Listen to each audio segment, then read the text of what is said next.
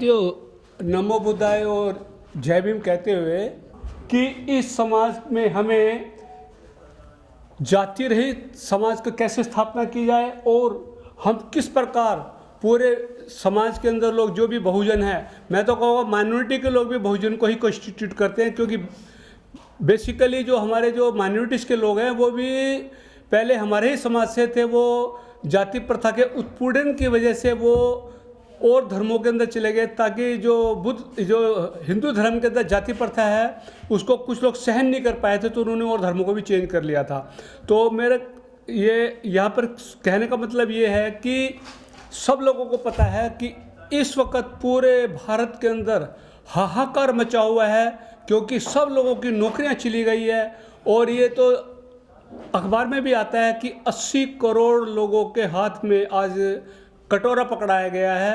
उनको अनाज फ्री दिया जाता है, चावल फ्री दिया जाता है, नमक फ्री दिया जाता है, और खाना बनाने के लिए गैस का सिलेंडर भी फ्री दिया जाता है। वो बात की बात है कि गैस का सिलेंडर महंगा कर दिया जाता है। तो सवाल ये उठता है कि ऐसी व्यवस्था ये भारत में क्यों चल रही है। इससे जानने पहले ये जानना जरूरी है कि ये व्यवस्था चली कैसे। जब हमारा देश इतना महान था कि चंद्रगुप्त मौर्य के वक्त भी जब उसकी सेना को देखा सिकंदर ने, तो उसकी सेना को देख के भी वो वापस लौट गया, और उसके सेनापति सेल्यूकस ने अपनी लड़की का विवाह चंद्रगुप्त मौर्य से किया। हमारे इतनी महान देश था ये। अब सवाल ये उठता है, इतना महान देश था, इस महान देश को वर्ल्ड की सबसे वर्स्ट किस्म की व्यवस्था में बदलने का जो एक प्रयास किया गया वो क्यों हुआ। ये इसलिए हुआ कि यूरेशिया से, जिसको सेंट्रल एशिया बोलते हैं, वहाँ से कुछ लोग आए थे जो अपने आप को यूरोपियन देश के ही बोलते हैं, और ये ब्राह्मण, क्षत्रिय और वैश्य हैं।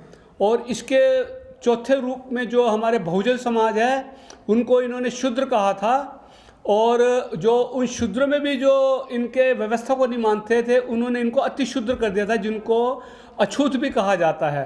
तो सवाल ये उठता है कि जब ये देश आज़ाद हुआ तो ये सत्ता इन 15% लोगों को ही क्यों दी गई, हमें क्यों नहीं दी गई। ये इनको इसलिए सत्ता दी गई थी कि जब इन्होंने ब्राह्मण क्षत्रिय वैश्य का कंसेप्ट डेवलप किया कि ब्राह्मण मुंह से पैदा हुआ, क्षत्रिय पैर हाथों से पैदा हुआ, पेट से वैश्य पैदा हुआ और पैरों से शूद्र पैदा हुआ। तो ये इन्होंने कहानी इसलिए बनाई थी कि इन्होंने धन के आधार पे और सत्ता के आधार पे देश को अपने कब्जे में लेना था, और बहुजन समाज के ऊपर इन्होंने रूल करना था, इसलिए इन्होंने व्यवस्था बनाई। लेकिन सवाल ये उठता है कि जब राम और कृष्ण, जो कहते हैं इनके देवता हैं, वो जब अपनी माँ से पैदा हुए तो ब्राह्मण मुंह से कैसे पैदा हो गया। अगर किसी वक्त में ब्राह्मण मुंह से पैदा भी हुआ तो वो अब मुंह से पैदा क्यों नहीं हो रहे, और वो भारत में ही मुंह से पैदा कैसे होते थे ब्राह्मण, और किसी कंट्री में ब्राह्मण पैदा क्यों नहीं हुए। ये इन्होंने हमें मूर्ख बनाने के लिए ये व्यवस्था डेवलप करी। लेकिन आपको सुन के विश्वास भी नहीं होगा, इस व्यवस्था को ये खुद नहीं मानते। एक MN श्रीनिवास दिल्ली यूनिवर्सिटी के प्रोफेसर हुए थे सोशियोलॉजी के, उन्होंने एक किताब लिखी थी caste system in India and other essays. उन्होंने कहा कि ब्राह्मण मुंह से पैदा हुआ है, जो इन्होंने व्यवस्था पैदा की है, ये सिर्फ एक कवि की कल्पना है। इस कवि की कल्पना को भी इन्होंने एक साकार रूप पैदा कर दिया, क्योंकि इन्होंने इस व्यवस्था को स्थापित करने के लिए और इसको निरंतरता देने के लिए क्षत्रियों के हाथ में तलवार पकड़ा दी कि कोई भी हमारे जो मनुस्मृति जो लिखा हुआ है, जिसमें ब्राह्मण, क्षत्रिय, वैश्य और शूद्र को एक ड्यूटी दे दी गई है बर्थ के बेस के ऊपर, उस आधार पे ये व्यवस्था चली। लेकिन इस व्यवस्था के ऊपर सबसे ज़बरदस्त प्रहार डॉक्टर BR अम्बेडकर ने किया था, क्योंकि उन्होंने भारत के संविधान में बनाते वक्त यह प्रावधान किया था कि किसी भी व्यक्ति को कोई भी अधिकार इंडिविजुअल के आधार पर मिलेगा, व्यक्तिगत रूप से मिलेगा, ग्रुप के रूप में नहीं मिलेगा। और जो एक कास्ट सिस्टम इन्होंने डेवलप करी थी, ये ग्रुप आधार थे। इसी वजह से इनके अंदर का कोई मूर्ख आदमी भी है तो भी उसको उस ब्राह्मण का बेनिफिट मिलता है, और हमारा आदमी चाहे बहुत ही प्रखर बुद्धि वाला क्यों ना हो, बहुत इंटेलिजेंट क्यों ना हो, फिर भी उसको वो इज्जत नहीं मिल पाती, क्योंकि वो जन्म से ही शूद्र है, और शूद्र का मतलब होता है डिसेबिलिटी। इसको दूर करने के लिए बाबा साहब ने हमारा विश्वास जगाने के लिए यहाँ तक कहा था कि हम उसी वक्त नीच है जब हम किसी को ऊंचा मानते हैं। लेकिन हमारे लोगों में क्या होता है कि बहुत गरीब होते हैं। इस गरीबी के कारण ये बीजेपी, कांग्रेस, आप पार्टी, समाजवादी पार्टी, इन सभी में पाए जाते हैं, और इनको यहाँ पर कोई उच्च पद नहीं दिया जाता, सिर्फ दरी बिछाने का काम करवाया जाता है इनसे। इनको ऐसी कोई व्यवस्था नहीं है कि इस समाज में कोई व्यक्ति इन पार्टी में जाए और प्राइम मिनिस्टर ऑफ इंडिया बन जाए। तो ये व्यवस्था ऐसी ही चलती रहेगी। अगर हम ये नहीं जान पाए कि इस व्यवस्था को तोड़ने के लिए पहले हमें अपनी कमियों को दूर करना पड़ेगा, ना कि सो कॉल्ड प्रकाश की बुराइयां करना। क्योंकि अगर हम अपनी कमियों को दूर ना करते हुए अगर इनकी बुराइयां ही करते रहे तो वो दूर जब हमें सत्ता में आने के लिए हम एक सपना ले रहे हो कि हमारा आदमी बहुजन समाज से कोई प्रधानमंत्री बनेगा, ये सिर्फ एक सपना होगा। इसके लिए हमें क्या करना पड़ेगा? बाबा साहब बी आर अम्बेडकर के उस कथन को याद करना पड़ेगा जिसमें उन्होंने कहा था कि जिस समाज का बुद्धिजीवी वर्ग अपने ही समाज के प्रति भ्रष्ट और बेईमान है, उस समाज का सत्यानाश करने के लिए दुश्मनों की जरूरत नहीं पड़ती। और एक नैडिन गोल्डमायर साउथ अफ्रीका की इंग्लिश के प्रोफेसर थे, उसने तो ये भी कहा था कि जो दलित समाज के या बहुजन समाज के लोग हैं, इनके लोगों को इनके नेता मैच्योर नहीं होने देते। तो हमें खुद अपने ही लोगों को गांव-गांव में जाके काडर लगाने पड़ेंगे और अपने ही लोगों में से ऐसे नेताओं को पैदा करना पड़ेगा कि जो नेतागिरी में भी पॉलिटिक्स ना करके समाज में इस प्रकार के व्यक्ति पैदा करे, ताकि वो व्यक्ति और किसी को वोट ना दे के अपने ही समाज के लोगों को वोट दे, ताकि हमारी सत्ता आ पाए। लेकिन इसके लिए हमें संसाधनों की तरफ ध्यान देना पड़ेगा, और वो संसाधन है आर्थिक व्यवस्था। कार्ल मार्क्स ने कहा था कि आर्थिक व्यवस्था के ऊपर सुपर स्ट्रक्चर टिका हुआ है, और सुपर स्ट्रक्चर में एजुकेशन आती है। तो तथागत गौतम बुद्ध ने ये कहा था कि गरीबी सबसे बड़ा रोग है, सबसे बड़ा अभिशाप है। वंडर डैट बाय में तो यहाँ तक कह दिया कि गरीबी एक नरक का रूप होती है। BHU के प्रोफेसर ने कहा मौत के खौफ से भी खतरनाक गरीबी का खौफ होता है। तो हमें बाबा साहब अम्बेडकर की ये बात तो माननी ही है कि शिक्षित बनना है, लेकिन हमें शिक्षित उस स्तर का बनना है। लेकिन उससे पहले हमें आर्थिक रूप से काफ़ी मजबूत होना पड़ेगा, तभी हम शिक्षित हो पाएंगे। और अमेरिका के अंदर अजय बांगा, जो भारत के सबसे टॉप कॉलेज सेंट स्टीफन के पढ़े हुए हैं, चलो ठीक है, अमेरिका में वर्ल्ड बैंक का अमेरिका के प्रेसिडेंट को प्रेसिडेंट बनाया है। और 70 साल पहले ऑक्सफोर्ड यूनिवर्सिटी की लेडी लीला सेठ, जो सुप्रीम कोर्ट की जज इलेवेट हो गई थी, ऑक्सफोर्ड यूनिवर्सिटी से LLB की गोल्ड मेडलिस्ट थी।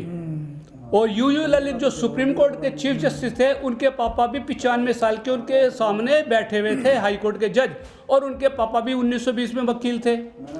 और अभी एक स्वामीनाथन मरे हैं, जिनको ग्रीन जो हमारा रेवोल्यूशन आया उसका उनको जमदादा बोलते हैं, स्वामीनाथन। उनकी लड़की, वो 98 साल के मरे भी एक हफ्ता पहले। उनकी लड़की भी वर्ल्ड बैंक की IMF की चेयरमैन थी, और इस वक्त वो अमेरिका में हार्वर्ड यूनिवर्सिटी में प्रोफेसर है इकोनॉमिक्स की। ये इन लोगों की बैकग्राउंड होती है। तो हमें पहले इनकी बैकग्राउंड की तरफ ध्यान देके इनकी बुराइयों पे रिसर्च नहीं करनी। इनकी बुराइयों पे रिसर्च करेंगे तो हम गंद सीखेंगे। हमने तो ये रिसर्च करने की 15% लोग 85% को कैसे गुलाम बना लेते हैं। वो गुलाम हमारे कंसेंट की वजह से बनाते हैं। इसलिए शेक्सपियर ने कहा था कि इन सितारों में कोई कमी नहीं है, कमी हमारे अंदर ही है। तो हमें अपनी पहले कमियों को ढूंढना पड़ेगा कि इनका वकील 1 से 1.5 करोड़ की कार में सुप्रीम कोर्ट में कैसे घूमता है, 20 से 40-50 लाख तक पर डे वो कैसे कमा लेता है।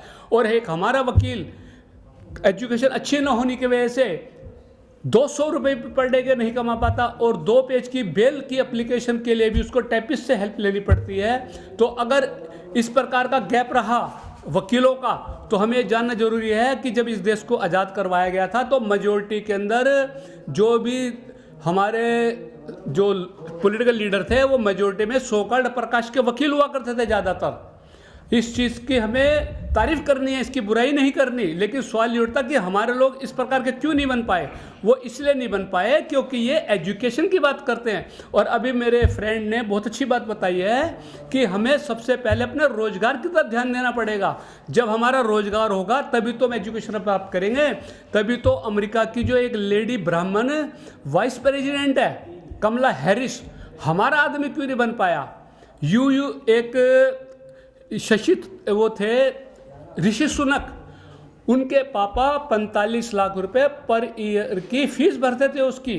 कहते हैं इंग्लैंड में भी कई लोग इतने अमीर नहीं हैं कि अपने बच्चे की 45 लाख रुपए की फीस भर पाएँ।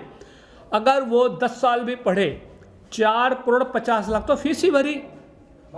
तो सवाल ये उठता है कि जो आदमी वहाँ का प्राइम मिनिस्टर बना है तो उन लोगों में कितना बड़प्पन था कि उस कंट्री के आदमी के उन्होंने प्राइम मिनिस्टर बनाया अपने देश को, जिस कंट्री को उन्होंने 200 साल गुलाम बनाया था। तो ये वाला बड़प्पन सो-कॉल्ड प्रकाश में इसलिए नहीं है क्योंकि इन्होंने अपने जो ये वेदांत हैं, मनुस्मृति है, इसके अंदर बहुजन समाज के प्रति नफरत ही पैदा नहीं करी, बल्कि इनके रोल भी कर दिए कि स्वीपर का काम भी यही करेगा, बड़े का काम भी यही करेगा। सवाल ये उठता है जिस व्यक्ति में इंटेलेक्ट होता है तो वो वाला काम व्यक्ति क्यों नहीं कर सकता। वो हम इसलिए नहीं कर पाते क्योंकि हम पैसे से मजबूर होते हैं, तो हम मजबूरी में वही चीज़ें कर रहे हैं जिसको हमें सो-कॉल्ड प्रकाश ने कह रखा था। इसकी वजह से हम इनके विचारधारा को नहीं तोड़ पाए। अदरवाइज कहते हैं अरब का घोड़ा वर्ल्ड में सबसे टॉप होता है, इसका यह मतलब बिल्कुल नहीं होता अरब में गधे नहीं होते। यानी इन लोगों के अंदर इस प्रकार के मूर्ख ना होते ना, तो आज ये देश अंग्रेजों से और उससे पहले मुसलमानों से गुलाम नहीं होता। लेकिन ये इतने क्लेवर थे कि अंग्रेजों के टाइम भी इनके लोग बाबा साहब बी आर अम्बेडकर से पैदा होने से पहले हाई कोर्ट के जज हुआ करते थे और व्यवसाय भी करते थे। फॉरेन कंट्री में अभी भी ये बिजनेस करते हैं। अगर ये लोग पढ़े लिखे नहीं होते ना तो इंग्लिश सीख के ये फॉरेन कंट्री में जाके काम भी कर लेते हैं। हमारे लोगों को अगर इंग्लिश भी आ जाए तो ये ज़रूरी नहीं है नौकरी करे, वो बिजनेस भी कर सकते हैं। प्यारे खान 500 करोड़ रुपए कमा गया 5 रुपये से पढ़ाई काम चलाते 5 पढ़ा हुआ है वो और 500 करोड़ रुपए हैं उसके। और मैं आपको बताता हूँ हमारे लोग कितने पढ़े लिखे भी गलत होते हैं कई बार। सुप्रीम कोर्ट के चीफ जस्टिस ने ये कहा था कि अपने समझ समारोह में कि ज़्यादातर केस में कम पढ़ा लिखा आदमी ज़्यादा व्यवहार कुशल होता है। मेरे एक लेक्चर को एक डायरेक्टर जनरल पुलिस थे SK चाक साहब, उन्होंने सुना और तारीफ़ की और ये कहा कि आप बिल्कुल ठीक कहते हो कि हमें इंग्लिश सीखनी चाहिए और व्यवसाय भी करना चाहिए। लेकिन उन्होंने कहा मेरे पापा भी कांस्टेबल थे और एक पूना के कमिश्नर थे, उन्होंने भी मुझे बताया मेरे लेक्चर सुन के कि मेरे पापा ने 1994 बाबा साहब के पैर छुए थे। मैं तब 10 साल का था, मैं IPS बना और मेरे पापा कांस्टेबल थे। लेकिन औरों के सिर्फ 2 मिनट और मैं देखता हूँ हमारे समाज में कई बड़े बड़े इनकम टैक्स ऑफिसर होकर के बच्चे कलर भी नहीं बन पाते। तो हमें ये देखना है कि पढ़े लिखे लोग भी अपना रोल अदा नहीं कर पाते तो देश के लिए तो क्या कर पाएंगे। तो मैं ये कह के अपनी बात को ख़त्म करता हूँ कि अगर हम बहुजन समाज को इकट्ठा करना है तो इकट्ठा करने से पहले हमें मान्यवर काशीराम की ये बात जाननी पड़ेगी कि जिस समाज का अंदर गैर राजनीतिक जड़ें कमज़ोर होती है वो समाज कभी भी सत्ता में नहीं आ सकता। और सत्ता में आने के लिए हमें अपनी गैर राजनीतिक जड़ों को मजबूत करना पड़ेगा, तभी हम सत्ता में आ पाएंगे। ये मेरे विचार।